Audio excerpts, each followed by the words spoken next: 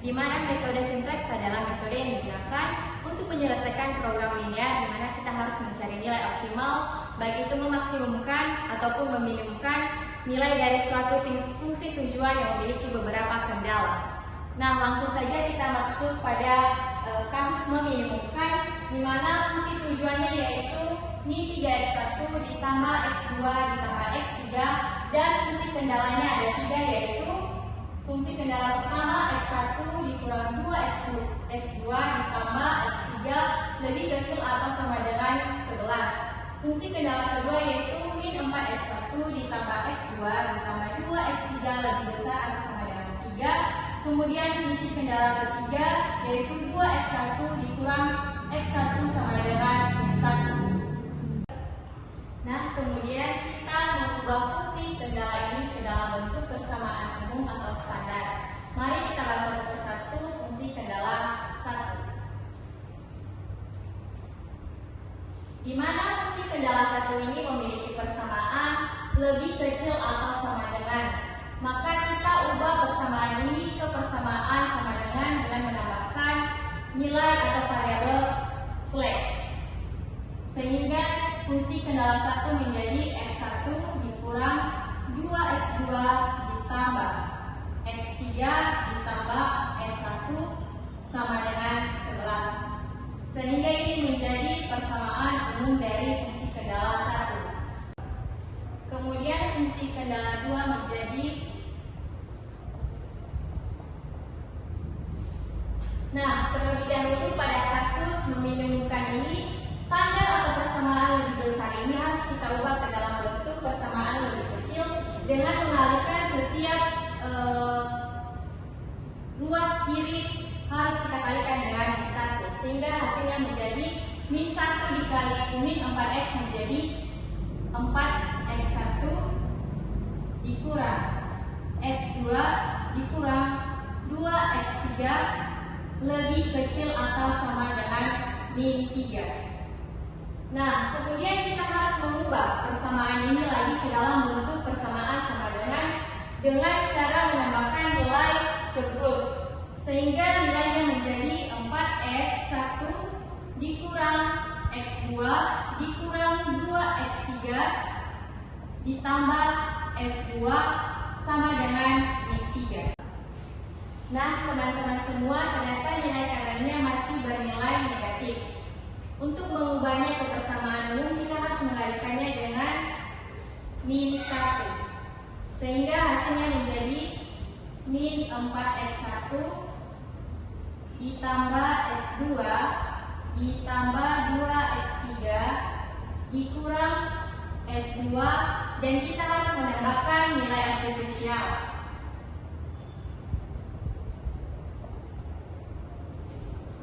Kemudian ini adalah persamaan umum atau standar dari fungsi kendala 2. Sekarang kita masuk pada kendala ketiga, yang dimana nilai persamaannya sudah standar namun nilai kadarnya masih bernilai negatif. Maka kita harus mengalihkan seluruh ruas yang berada di sebelah kiri maupun kanan dengan min 1 dan menambahkan artifisial, sehingga hasilnya min 1 dikali 2x1 menjadi min 2x1 ditambah x1 ditambah artifisial sama dengan 1. Ini menjadi persamaan fungsi kendala ketiga.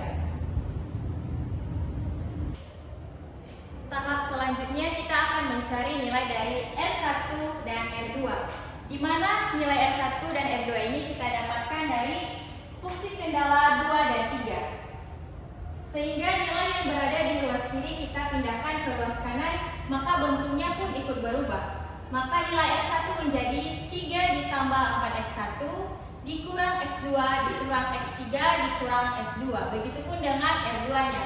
Maka nilainya menjadi 1 ditambah 2x1 dikurang x3. Nah, tahap selanjutnya yaitu kita harus memasukkan nilai R dan S ke dalam fungsi tujuan. Sehingga fungsi tujuan Z menjadi min 3x1 ditambah x2 ditambah x3 ditambah 0s1 dikurang 0s2 ditambah MR2. Kenapa ada M di sini? Karena kita harus menambahkan nilai positif yang lebih besar, yaitu M, sehingga nilainya menjadi MR1 ditambah MR2.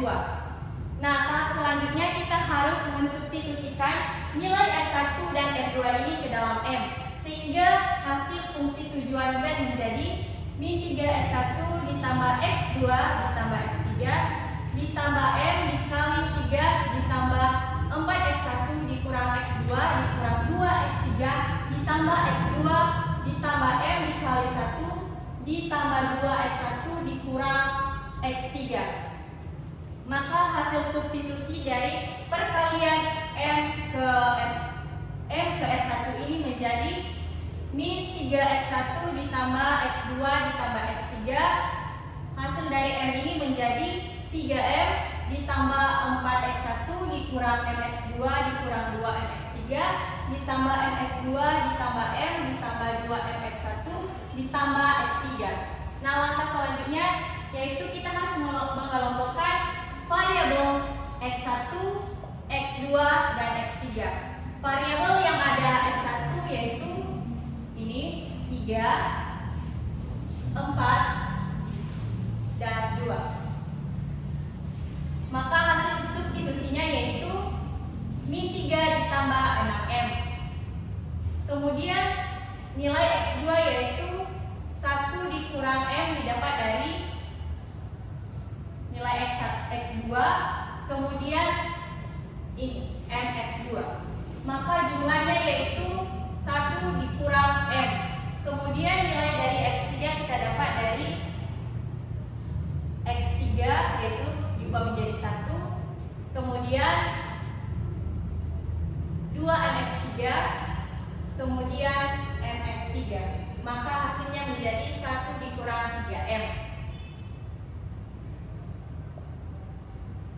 Nah, teman-teman di atas ini masih terdapat nilai konstantan yaitu MS2 dan 3M serta M. Karena variabel di sini M sama M ini sama, maka hasilnya itu ditambahkan saja menjadi 4M. Nah, 4M ini akan menjadi nilai ruas kanan, maka kita harus mengubah nilai yang berada di ruas kanan ini ke sebelah kiri. Sehingga nilai dari fungsi tujuannya menjadi 3X1 dikurang 6X1 ditambah min 1 ditambah MX2 ditambah min 1 ditambah MX3 dikurang MX2 sama dengan 4M. Nah, teman-teman semua, setelah kita mendapatkan nilai dari fungsi tujuan dan fungsi nilai kendala, maka kita akan memasukkannya ke dalam tabel simplex. Maka seperti pada gambar di atas, dan harus kita perhatikan pada tabel ini apakah sudah optimal atau belum.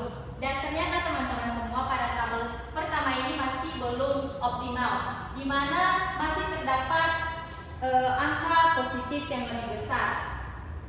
Mari kita perhatikan di manakah ada angka tersebut. Ternyata angka tersebut ada di kolom X3. Maka teman-teman semua, ini akan menjadi kolom kuncinya. Setelah kita mendapatkan kolom kunci, maka kita harus menentukan nilai indeks terlebih dahulu. Cara untuk mendapatkan nilai indeks yaitu dengan membagikan nilai kanan dengan kolom kunci. Maka nilai kanan 11 dibagi dengan 1, maka hasilnya 11. Nilai kanan 3 dibagi dengan 2, maka hasilnya 1,5. Nilai kanan 1 dibagi 1, hasilnya 1. Nah, setelah kita menentukan angka indeks, maka kita akan menentukan baris kunci. Cara menentukan baris kuncinya yaitu dengan melihat angka indeks terkecil, di mana pada angka indeks ini satulah yang menjadi angka terkecil, maka ini menjadi baris kunci. Setelah kita mendapatkan baris kunci, kita mencari manakah yang menjadi angka kuncinya. Nah, teman-teman semua, untuk mendapatkan angka kunci tersebut, kita harus melihat perpotongan antara baris kunci kunci dan kolom kunci. Yang menjadi perpotongan antara kolom kunci dan baris kunci itu yaitu 1.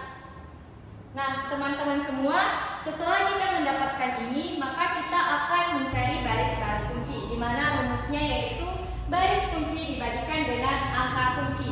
Jadi, kita harus membagi baris kunci ini dengan kolom kuncinya.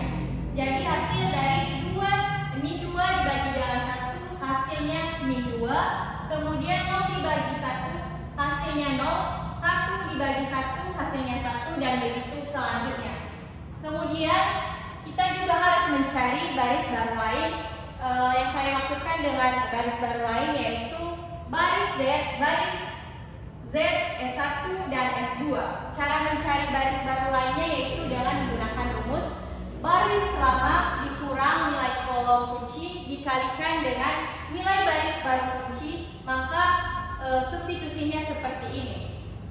Z sama dengan 3 dikurang 6M didapatkan dari nilai Z X1 yaitu 3 dikurang 6M.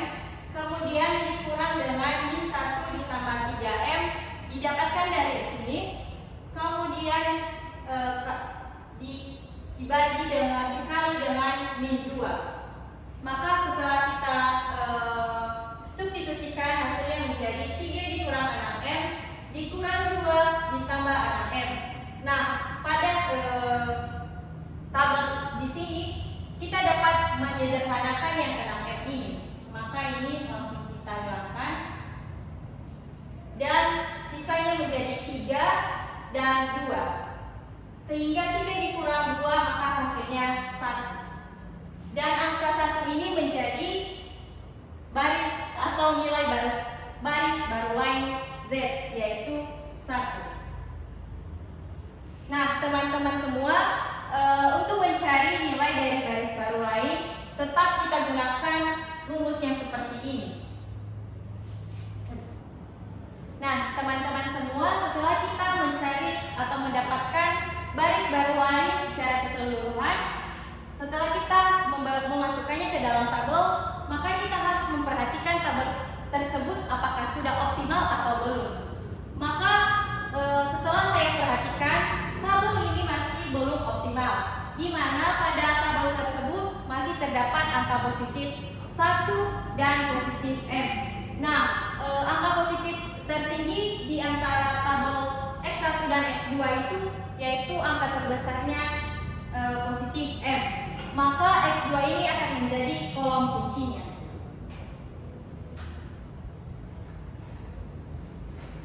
Setelah kita mendapatkan kolom kunci, maka kita harus menentukan jumlah dari angka indeksnya. Cara mendapatkan angka indeksnya yaitu membagikan nilai kanan dengan kolom kunci, sehingga hasilnya 10 dibagi dengan min 2 sama dengan min 5. Kemudian 1 dibagi 1, 1. Dan 1 dibagikan dengan 0 tidak terdefinisi. Setelah kita mendapatkan angka indeksnya, maka kita memperhatikan angka indeks tersebut manakah yang paling terkecil, dan angka yang terkecil itu akan menjadi baris kuncinya. Nah, kita perhatikan yang menjadi baris kunci atau angka indeks terkecil yaitu 1, maka S2 ini akan menjadi baris kunci. Setelah kita mendapatkan baris dan kolom kunci, maka kita akan menentukan angka kuncinya. Nah, angka kunci ini didapatkan dari hasil perpotongan antara kolom kunci dengan baris kunci, yang menjadi angka kuncinya yaitu 1.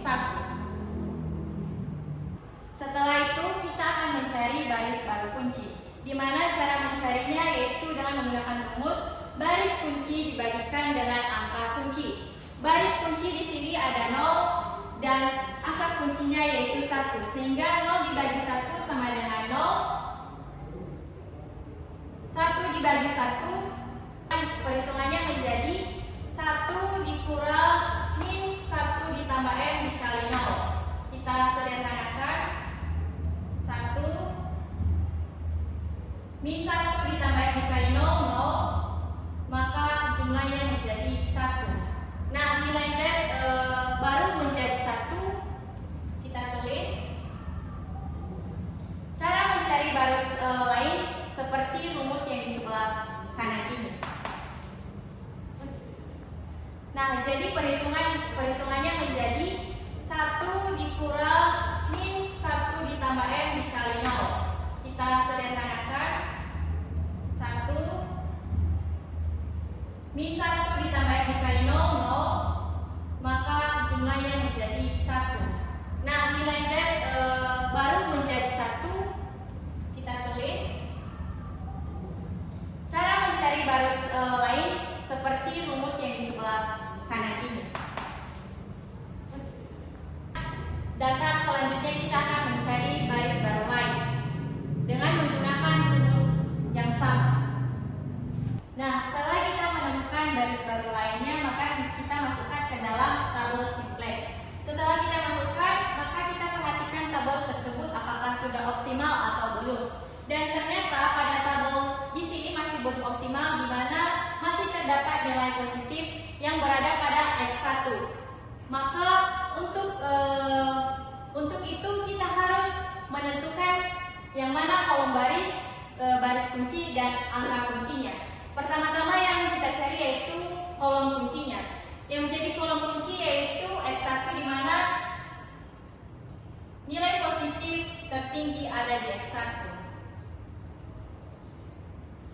Setelah kita mendapatkan kolom kunci, maka kita harus menentukan indeksnya.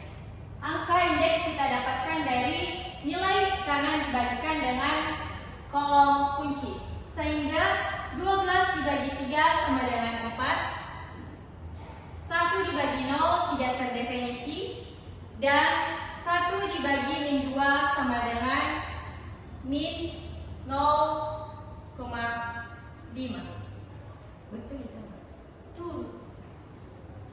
Kemudian setelah kita mendapatkan hasil tersebut, maka kita harus menentukan baris kunci, di mana baris kunci ini kita dapatkan dari angka indeks positif terkecil. Nah, di atas ini angka indeks positif terkecil yaitu 4, di mana pada baris S1. Setelah kita mendapatkan baris kuncinya, maka kita akan mencari angka kuncinya. Di mana angka kunci ini kita dapatkan dari perpotongan antara kolom kunci dan baris kunci. Maka yang menjadi kolom kunci atau angka kuncinya yaitu 3. Nah, setelah itu teman-teman semua, kita akan mencari baris baru kunci dengan menggunakan rumus baris kunci dibagikan dengan angka kunci. Nah, yang menjadi baris kunci yaitu 3 dan yang menjadi angka kuncinya yaitu 3, sehingga 3 dibagi 3 menjadi 1, 0, 0, 1/3, min 2/3, 2/3, min 5/3, dan 4. Nah, kemudian kita harus mencari baris baru lain dengan menggunakan rumus baris lama dikurang dengan nilai kolom kunci dikali dengan nilai baris baru kunci, maka perhitungannya menjadi 1 dikurang 1 dikali 1, maka hasilnya 1. 1 dikali 1 tetap 1, maka ketika kita kurangkan 1 dikurang 1 hasilnya 0. Sehingga nilai baris baru Z adalah 0. Dan nilai baris baru lain, cara mencarinya seperti rumus di sebelah ini. Nah, teman-teman semua, setelah kita mendapatkan baris baru lain dan memasukkannya ke dalam tabel simplex, maka kita perhatikan kembali apakah tabel tersebut sudah optimal atau belum. Nah, setelah saya perhatikan tabel simplex ini sudah optimal, di mana nilai X1, X2, dan X3-nya bernilai 0, 0, 0. Maka tabel simplex tersebut optimal. Baik teman-teman semua, demikianlah hasil dari pemaparan tentang metode simplex pada kasus meminimumkan. Terima kasih.